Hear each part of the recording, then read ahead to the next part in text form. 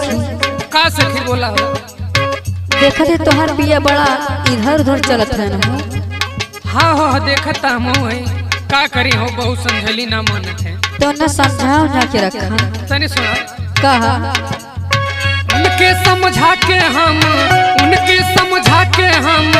गइल बानिहार हो, सावतिये से फांसल बड़े सैया हमार हो, सावतिये से फांसल बड़े।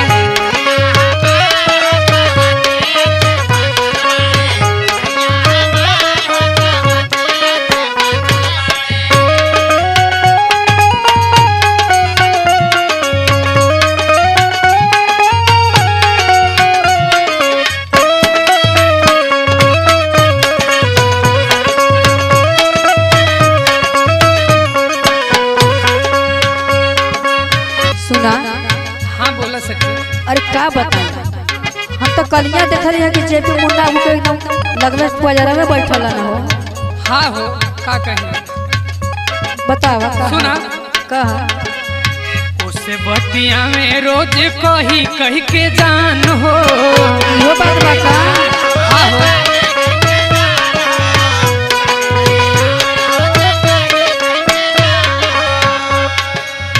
देविले न राजा हम पे तानी कहू ध्यान हो।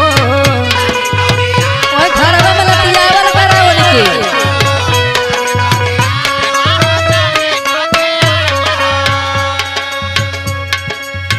उस बतिया में रोज कही के जान हो, देविले न राजा हम पे तानी को ध्यान हो।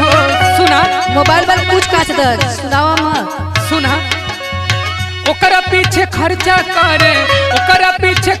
करे लइके उधार हो, सावतिये से फांसल बड़े सैया हमार हो, सावतिये से फांसल बड़े।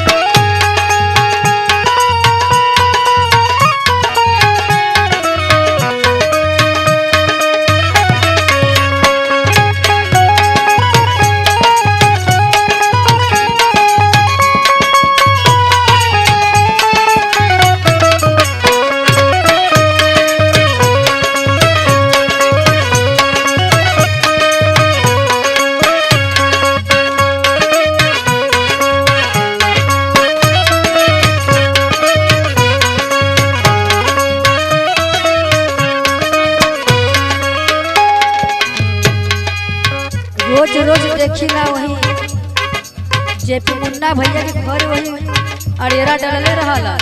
अरे वो नहीं के घरे ना हो कललुओ के मेहरारू से उनकर सेटिंग बना। अरे का काबू ऐसा समाना के मन कर लातन मुक्का कहि छे। सुना कहा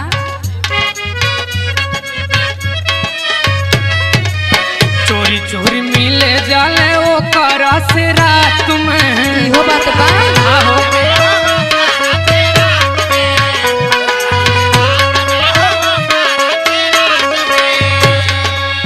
काले धराइल रहले ओ करे ही साथ में। अच्छा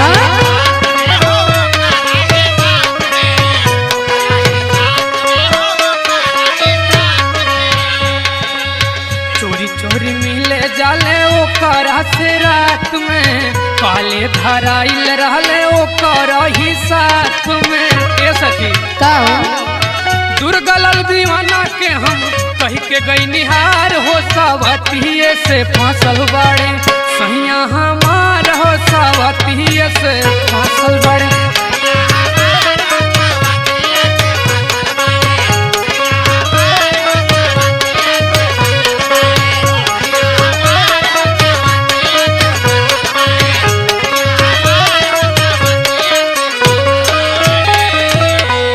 का करबू खाई लतिया उले के देवता है।